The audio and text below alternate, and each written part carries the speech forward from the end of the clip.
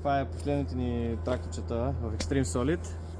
25 конски сили, двигател на по лиценз на Янмар, 3-цилиндров дизел, с водно охлаждане, 1500 кубика, тони 200 с тежестите.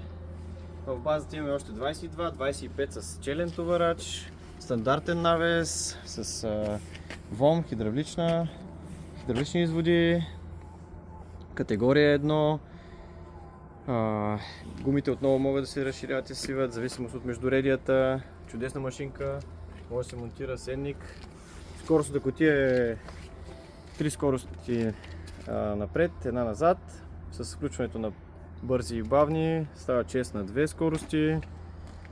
Изключително здрава машинка и надежна. Нека да я запалим и да прибираме обратно в базата.